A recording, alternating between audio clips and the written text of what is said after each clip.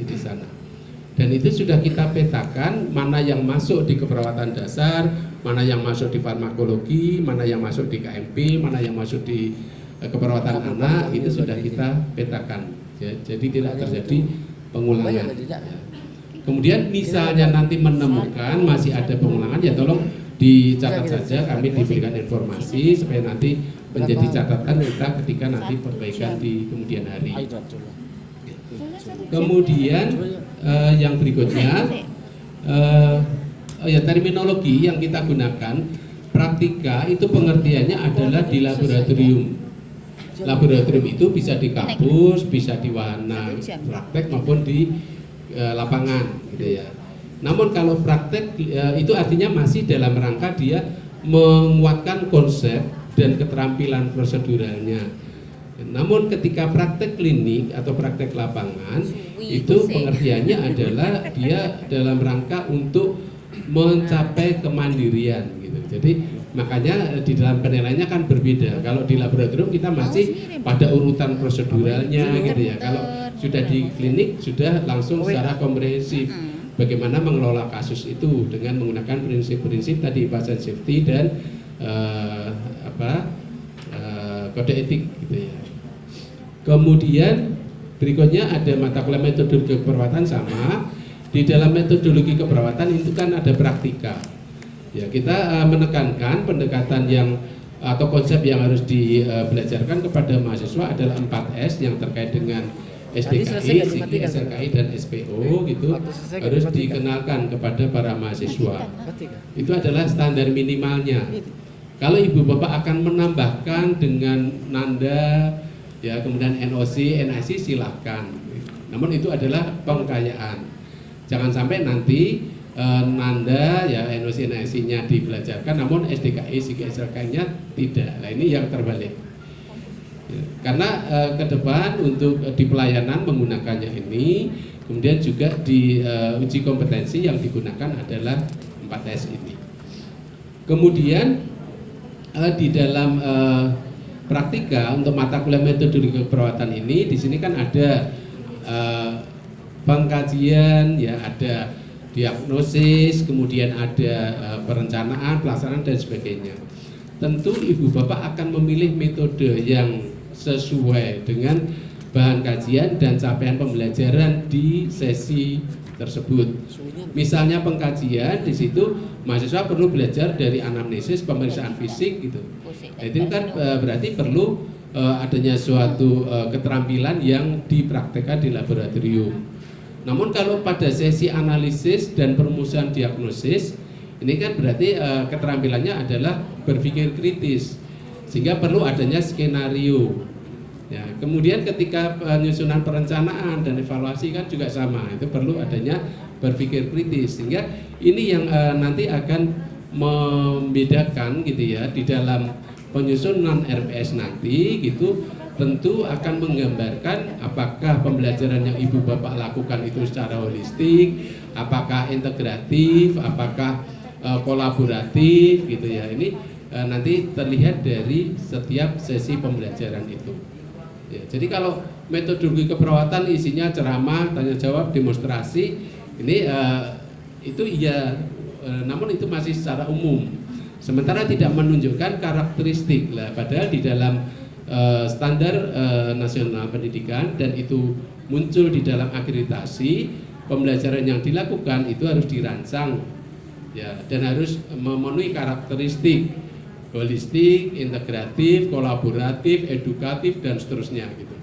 Nanti ibu bapak bisa melihat itu di SNDT-nya. Kemudian berikutnya dokumentasi. Yang didokumentasikan sama kegiatan perawat kan nursing prosesnya. Namun pembelajarannya berbeda.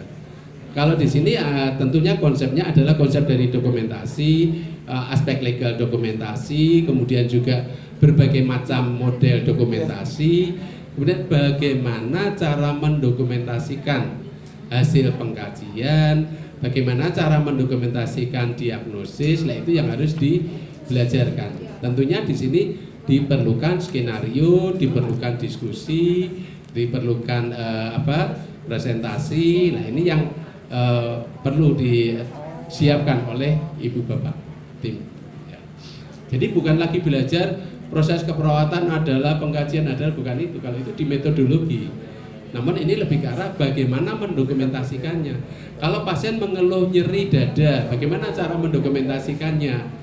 Pasien mengatakan, nah, kemudian pasien mengeluh, nah itu kan cara menulisnya seperti apa, itu yang supaya nanti aspek legalnya ketika di pelayanan itu sudah ada bekal. Kemudian berikutnya adalah kepemimpinan dan manajemen keperawatan. Ini juga ada praktikannya. Tadi sudah kita sampaikan bermain perannya, role play-nya begitu ya. Kemudian metodologi penelitian tadi juga sudah kita diskusikan.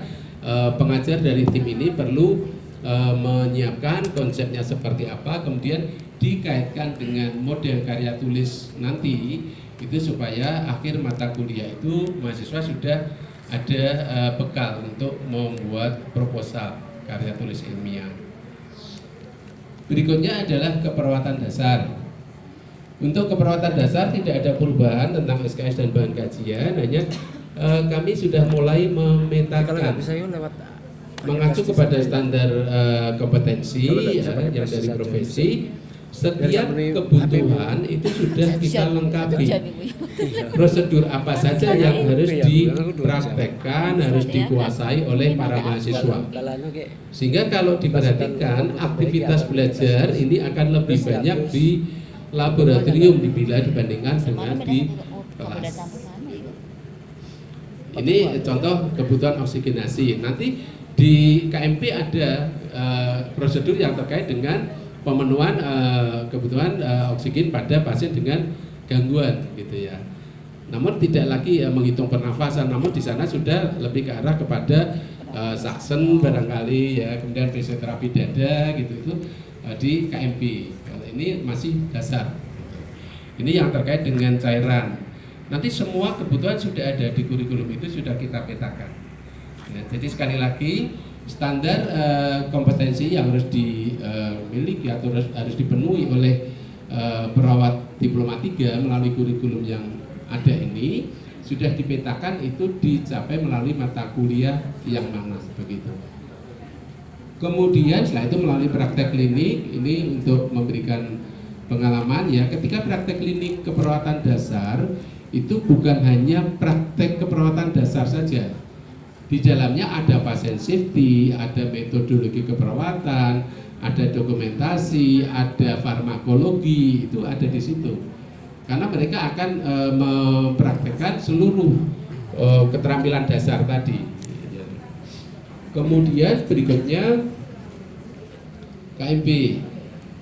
KMP yang saya berikan warna-warna merah ini yang terkait dengan praktika, ini juga sudah dipetakan terkait dengan keterampilan yang harus dikuasai oleh para mahasiswa. Di sini dari pengkajian sampai dengan evaluasi dan mendokumentasikan. Jadi aktivitas di praktika itu tidak hanya terkait dengan prosedur keperawatan saja, namun juga termasuk bagaimana mensimulasikan, menganalisis sebuah kasus. Maka kalau sudah bicara terkait dengan asuhan keperawatan pasien dengan gangguan kebutuhan, ini yang saya ambil contoh eliminasi gitu ya, berarti perlu ada skenario yang menggambarkan pasien dengan gangguan eliminasi. Mahasiswa diminta untuk mempraktekkan anamnesisnya, melengkapi data yang harus ada apa saja, kemudian melakukan pemeriksaan fisik dan seterusnya, kemudian merumuskan diagnosis, membuat perencanaan, baru mereka masuk kepada proseduralnya, yaitu apa yang harus dikuasai atau harus dipraktekkan gitu. Terkait dengan gangguan eliminasi, ini dari edukasi inkontinensia, bagaimana edukasi untuk mengenali tanda gejala saluran infeksi saluran kemih apa saja, irigasi kandung kemih, irigasi kolostomi, dan seterusnya banyak sekali di situ. Yang detailnya ada di kurikulum. Itu pun juga ada di KMB 2. Nanti KMB 2 juga sama. Ini misalnya yang terkait dengan gangguan ini aktivitas ini. Ini dari melatih pasien itu menggunakan alat bantu jalan, melatih ROM dan sebagainya. Ini ada. Berbeda dengan yang perawatan dasar terkait dengan kebutuhan aktivitas gitu ya. Kalau kebutuhan aktivitas di sana lebih mengarah kepada memindahkan pasien, kemudian memindahkan dari tempat tidur ke kursi roda, kemudian melatih jalan. Kalau ini sudah pada gangguan. Nah, untuk bisa menguasai ini praktis kan harus ada skenario. Kalau sudah pembelajaran menggunakan skenario, berarti kan kita sudah berpikir metode pembelajarannya adalah studi kasus. Kalau tadi terkait dengan Promkes harus merancang sebuah rencana pendidikan kesehatan, berarti itu menghasilkan suatu proyek, berarti project based learning gitu. Jadi metode pembelajaran sangat bervariatif gitu, untuk setiap mata kuliah. Ini ya, kemudian setelah itu semua mata kuliah keperawatan klinik nanti ada penjelasan terkait dengan praktikannya. Gitu. Kemudian setelah itu maternitas ini juga sama, ini contohnya misalnya bayi baru lahir ini apa saja. Gitu. Maternitas itu kan ada sudah disepakati ada antenatal, ada intranatal, postnatal dan kespro. Hanya untuk intranatal itu hanya sampai di laboratorium saja, tidak sampai pada praktek di kliniknya gitu. Kemudian kalau intranatal areanya untuk perawat itu adalah pada bayi baru lahirnya. Kemudian praktek klinik keperawatan maternitas, keperawatan anak juga demikian, keperawatan jiwa juga ada ya. Yang terjadi perubahan adalah di keperawatan gawat darurat. Yang lalu mata kuliah ini ada keperawatan gawat darurat dan manajemen bencana. Melihat dari kebijakan ya terkait dengan transformasi kesehatan, kemudian tadi juga kebetulan dari Bapak Dinas Kesehatan tadi melihat urgensi dari situasi bencana yang ada di kita gitu. Itu ternyata bukan hanya di Bengkulu Bapak. Jadi secara nasional kita memang rawan terhadap bencana. Maka muncul kebijakan bahwa nakes itu harus siap siaga bencana, kan begitu kebijakannya. Nah ini akhirnya kita pisah mata kuliah ini untuk Gadar sendiri 3 SKS, kemudian manajemen bencana berdiri sendiri. Nanti ketika ibu bapak mengembangkan keperawatan gawat darurat, tolong timnya nanti melihat bahan kajian yang ada di kurikulum itu perlu dikembangkan apa lagi. Itu yang harus nanti ada ya, supaya nanti menjadi mata kuliah sendiri apa, kemudian SKS-nya berapa gitu jelas gitu. Jadi tidak bisa bahan kajiannya tetap seperti yang ada di kurikulum namun SKS-nya ditambah begitu saja, tidak bisa, mesti nanti akan jadi temuan ketika akreditasi. Kemudian mungkin juga salah satu yang harus dipikirkan, mungkin nanti teman-teman yang dari klinik bisa memberikan masukan, Pak Dery dan tim mengevaluasi capaian kompetensi ketika di klinik, karena melalui mata kuliah ini kan hanya seminggu di Gadar itu. Nah ini apakah bisa mencapai kalau sebagai unggulan? Itu bisa sebagai dasar menambahkan SKS praktek kliniknya tidak hanya 1 SKS namun menjadi berapa SKS, itu bisa menjadi dasar. Namun sekali lagi harus didasari dari evidence base hasil monefnya ibu bapak.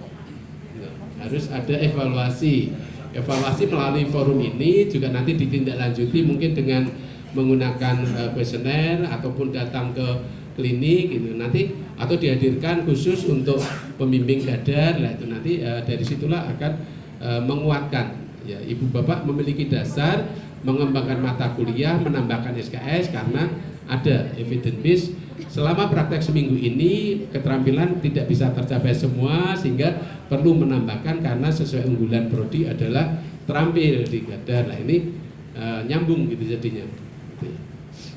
Kemudian manajemen bencana nanti tolong dilihat, kalau pencermatan kami tim sudah melihat berulang kali sudah cukup gitu ya. Namun kalau masih ada yang perlu ditambah silakan.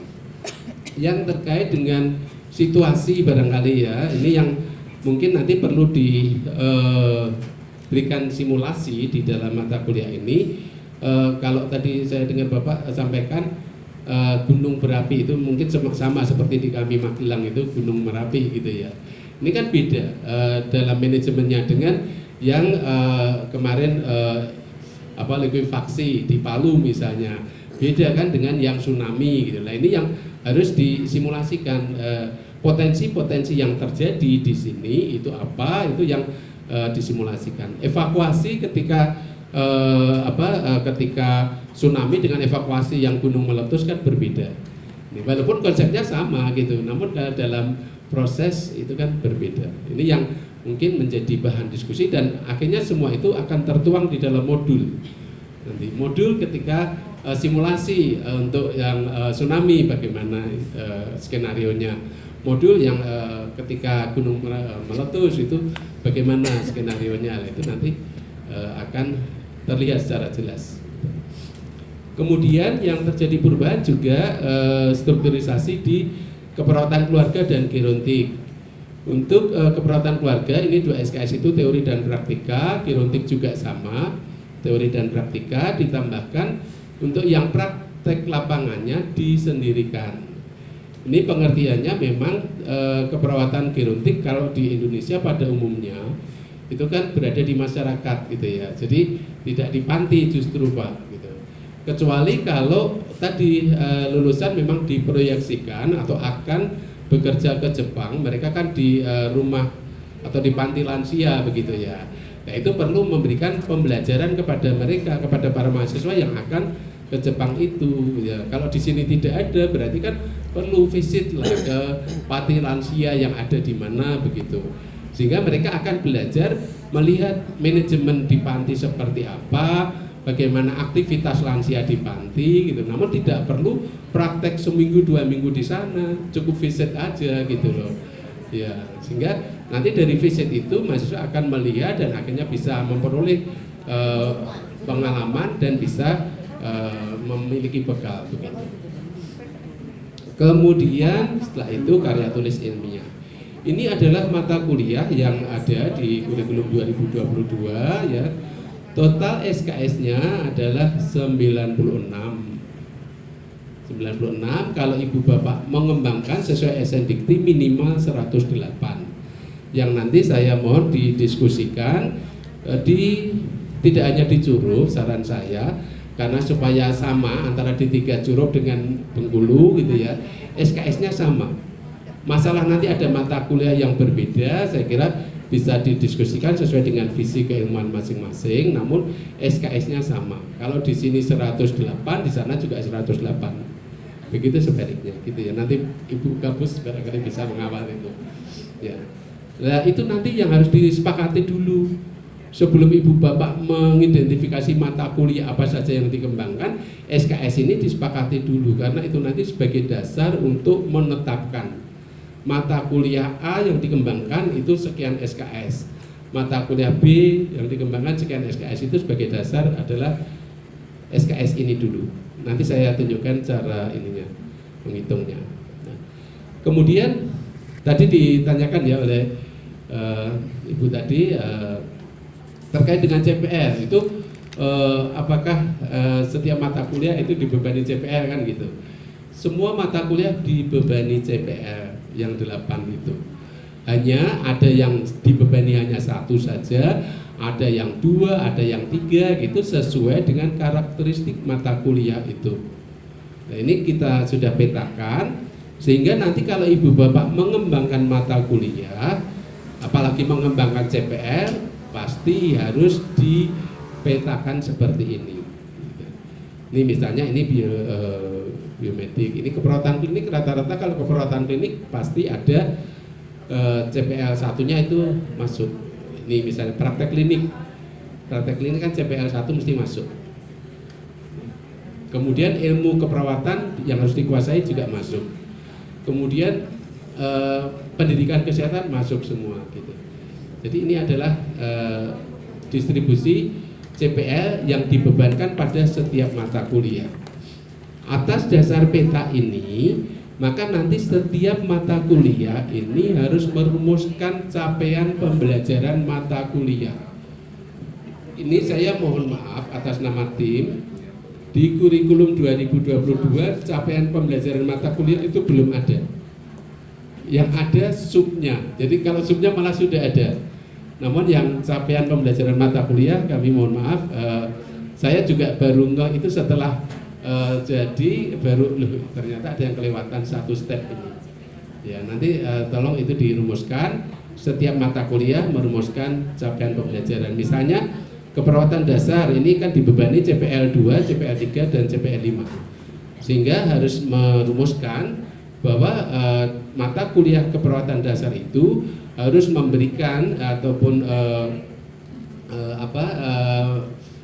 memberikan pengalaman pembelajaran supaya mahasiswa itu mampu menguasai ilmu keperawatan ya, dalam rangka atau sebagai dasar memberikan asuhan keperawatan dan pendidikan kesehatan yang memperhatikan prinsip-prinsip caring dan pasien safety gitu.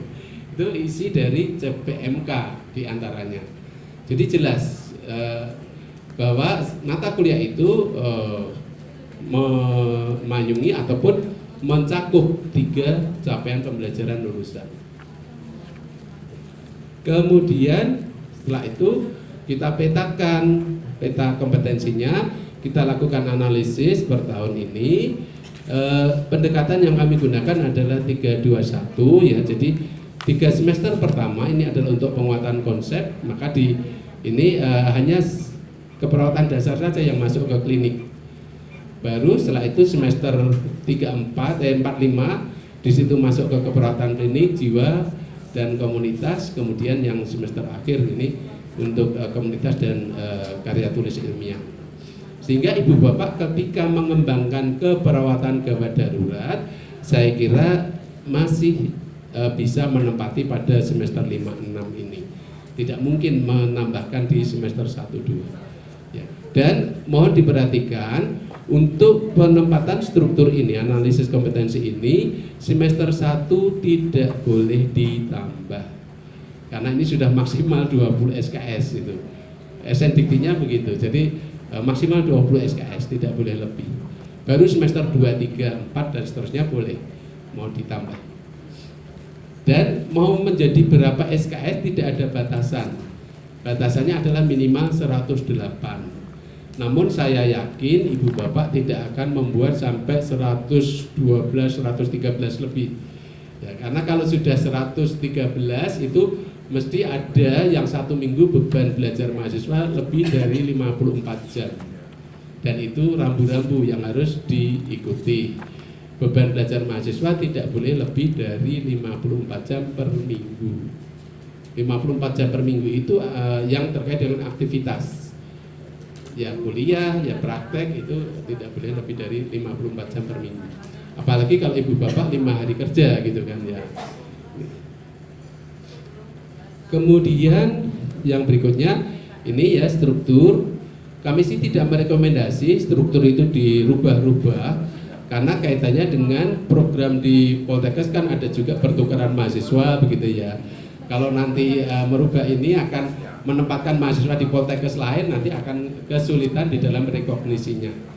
Ini pernah terjadi itu saudara kita dari satu Poltekkes menempatkan di Poltekkes lain, ternyata mata kuliahnya berbeda, akhirnya kan itu akan menyulitkan dalam rekognisi dan juga nanti bisa berdampak mahasiswa akan extend dari 6 semester. Nah, itu jangan sampai terjadi. Kemudian berikutnya setelah itu, nah ini terkait dengan menyikapi MBKM tadi, barangkali nanti menjadi bahan diskusi dalam merumuskan kebijakan bahwa pembelajaran itu bisa dilaksanakan dalam program studi lain, namun dalam perguruan tinggi yang sama. Misalnya belajar bahasa Inggris gitu ya. Bahasa Inggris itu bisa saja tidak harus di keperawatan, kan bisa di kebidanan bisa gitu. Atau misalnya yang secara umum Pancasila lah, Pancasila, agama, kewarganegaraan itu tidak harus di prodi keperawatan, mereka bisa di kebidanan atau di prodi farmasi itu bisa saja gitu. Ini yang pertama. Yang kedua, dalam program studi yang sama dalam perguruan tinggi yang berbeda, tadi pertukaran mahasiswa. Misalnya dari Bengkulu pada semester yang sama akan belajar di Semarang, boleh saja gitu. Tentunya ini harus nanti ada payungnya terkait dengan kesepahaman MOU dan sebagainya. Kemudian pembelajaran dalam program studi lain pada perguruan tinggi yang berbeda. Artinya tadi yang dicontohkan Pak Wadir satu tadi akan belajar teknologi informasi, belajar di prodi TI di universitas, lah boleh saja gitu. Tentunya harus ada kesepahaman juga. Atau yang keempat itu pembelajaran pada lembaga non perguruan tinggi. Ini yang sudah kita lakukan di keperawatan melalui praktek klinik di rumah sakit, di puskesmas atau di masyarakat. Ini sudah kita lakukan, makanya inilah yang akan saat ini baru diolah oleh tim yang nanti akan kita klaim bahwa untuk D3 keperawatan itu sudah mengimplementasikan melalui mata kuliah ini. Namun masih harus bisa dikembangkan karena untuk yang mata kuliah keperawatan klinik dan lapangan ini baru 16 SKS. Sementara kalau di Sendikti MPKM itu kan minimal 20 SKS gitu ya. Sehingga ditambahkan 4 SKS. Kalau tadi mengembangkan IPE berarti kan sudah bertambah nih, IPE-nya berapa SKS Bu dihitungnya? Yang dikembangkan IPE berapa SKS? 3 mungkin ya. 3, namun kan perlu juga ditambah dengan konsepnya ya, konsep teorinya tentang IPE sendiri paling tidak 1 SKS, kemudian pelaksanaannya IPE 3 SKS gitu, sehingga 4 SKS gitu. Itu yang mungkin perlu dirumuskan ke depannya, sehingga kalau seperti itu IPE juga masuk di sini kan sudah 20 SKS. Ini yang ini salah satu yang nanti akan kami rekomendasikan dalam panduan MPKM itu. Atau mata kuliah lain misalnya kan 20 sampai 40 SKS gitu ya untuk program kasih, misalnya 40 SKS dan mata kuliah ini juga bisa diklaimkan. Jadi ini yang mau pelajari di prodi lain pun tidak masalah untuk mata kuliah ini. Misalnya kita ada keseling gitu prodinya atau jurusannya, ini kan promkes mereka bisa belajar di sana. Sehingga mekanisme itu saja yang nanti perlu diatur oleh tim, di bawah pusat pengembangan pendidikan kan di situ, bagaimana mata kuliah apa saja yang dari keperawatan, mata kuliah dari kebidanan, kemudian bagaimana aturan mainnya, sehingga nanti mungkin pada waktunya juga perlu berdiskusi penempatannya supaya match semuanya gitu. Jadi tidak mengganggu mahasiswa, akhirnya berdampak pada lama studi mahasiswa menjadi lebih panjang. Ini kemudian, nah sekarang kita masuk dalam bagaimana pengembangan KPT. Ibu Bapak tadi berangkat dari visi misi institusi, tentu Prodi akan merumuskan visi misi keilmuannya gitu ya. Prodi yang tadi kita diskusikan pagi. Kemudian kita akan merumuskan profil lulusan.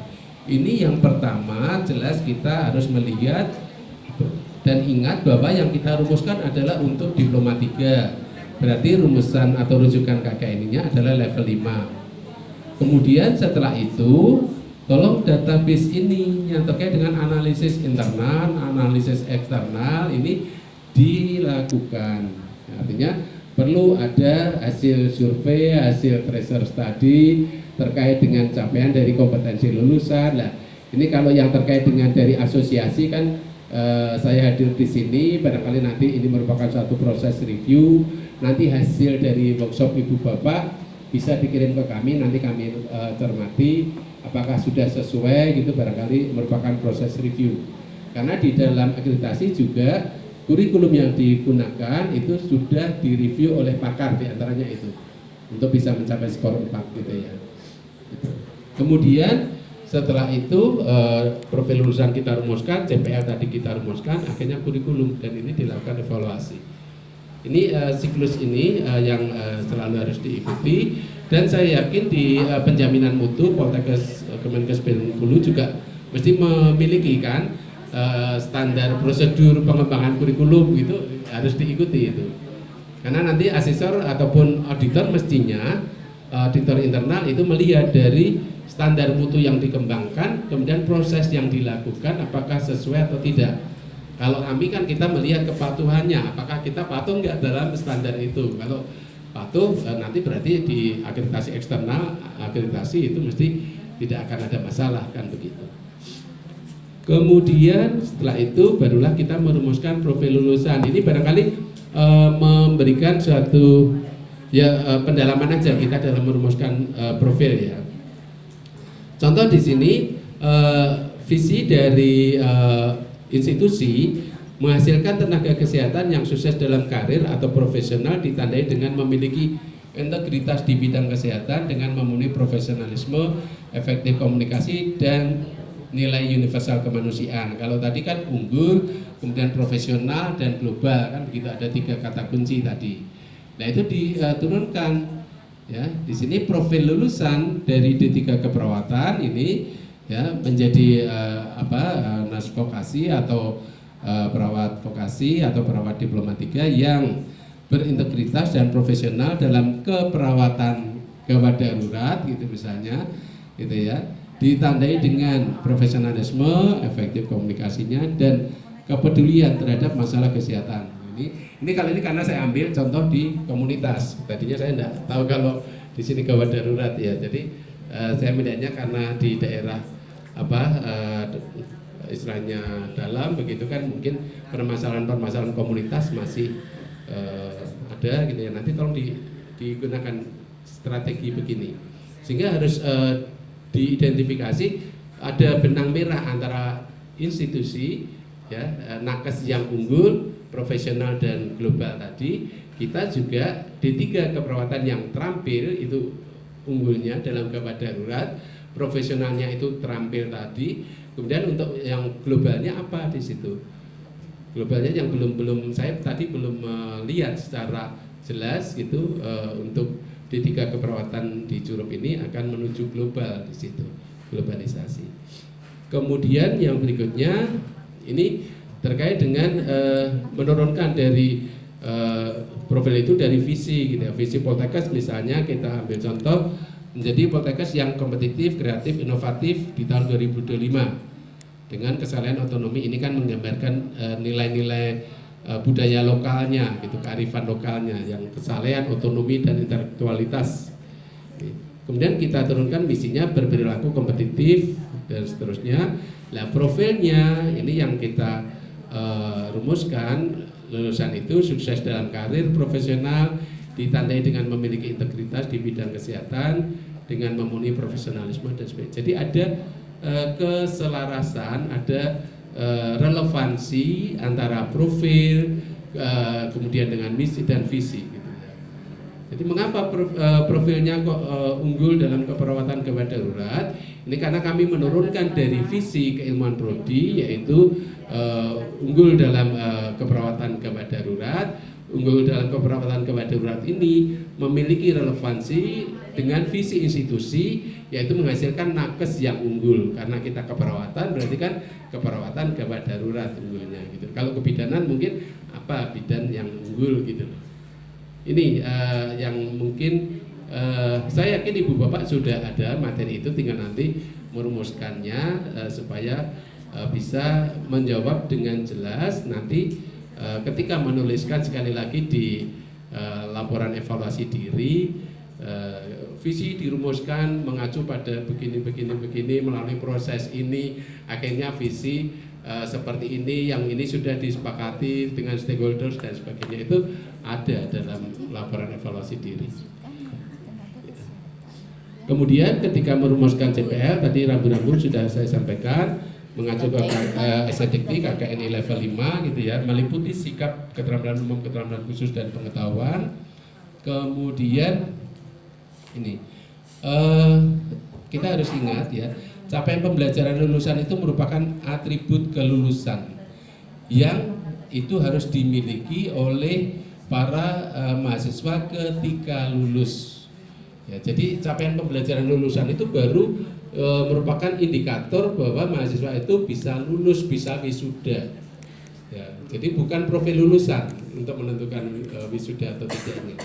Nah setelah berbekal CPL ini dicapai, mereka bisa bekerja, nanti bekerja dengan bertambah pengalaman, mengaplikasikan ilmunya, mereka akan terbentuk profilnya tadi. Sehingga ketika dievaluasi 3 tahun, 5 tahun ke depan, oh iya, lulusan Curup ini betul-betul terampil, betul-betul berbudi pekerti yang baik. Lah itu baru terjawab setelah bekerja gitu. Sehingga ibu bapak pengguna lulusan ketika nanti dimintain untuk mengevaluasi lulusan, mohon juga dievaluasi, diberikan penilaiannya kepada lulusan yang sudah bekerja paling tidak 3 tahun gitu. Jangan yang baru lulus sudah dinilai, itu tentu akan berbeda penilaian kita. Ini jenjang level KK ini level 5 ya, deskripsi generiknya, dan ini memang sesuai dengan profil lulusan. Nanti ibu bapak menggunakan Excel dengan format ini, cara menentukan bobot SKS di mata kuliah. Ya, jadi identifikasi mata kuliahnya, kemudian ini bahan kajiannya apa saja. Bahan kajian ini keluasan atau dan bahan kajian. Jumlahnya 1, 2, 3, 4, 5, 6, ada yang 5, ada yang 6, ada yang 8, itu adalah menunjukkan keluasannya. Dan bahan kajian dihitungnya jumlahnya nanti hanya pada bagian-bagian yang besarnya saja. Jangan sampai sub-subnya itu dihitung, nanti akan menyulitkan ibu bapak. Ya sebenarnya bisa sih, namun kalau yang penting sama perlakuannya. Kalau yang dihitung besarannya ya besarannya semua yang dihitung. Kalau sampai dengan akar-akarnya ya berarti harus dihitung sampai akar-akarnya semua begitu. Itu nanti yang akan menentukan keluasan ya, kedalamannya. Ibu bapak menggunakan taksonomi Bloom. Kognitif itu ada C1 sampai 6, afektif itu 1 sampai 5, psikomotor 1 sampai 5. Kemudian nanti beban ini digunakan untuk menghitung jumlah dari KAP-nya berapa. Nah, kita exercise saja menggunakan Excel ya. Nanti sebentar habis ini saya nitip pesen ke depan ya, tahun 2025 ini nanti mungkin akan update ke tahun 2025, beda lagi. Saat ini yang dibutuhkan nakes itu ya bukan nakes lah, SDM pada umumnya. Itu yang memiliki kemampuan analisis, berpikir kritis ya, kemudian berpikir secara kompleks, kemudian kreatif gitu ya. Jadi saat ini tidak bisa hanya mengandalkan IPK saja, namun mesti harus ditambah dengan soft skill yang lain. Yang ini yang kadang menjadi penilaian. Maka mungkin kalau ibu bapak dosen tahu ya, di dalam kompetisi pilihan direktur kan itu salah satu penilaiannya gitu ya, wawancara dan sebagainya itu. Ini kalau kepada dunia kerja juga sama gitu. Kalau akan masuk dunia kerja kan mesti ada sesi wawancara. Nanti dokumen kurikulum kurang lebihnya seperti ini isinya. Sekarang saya coba ajak ibu bapak menggunakan Excel-nya. Excel ini saya sampaikan ada daftar mata kuliah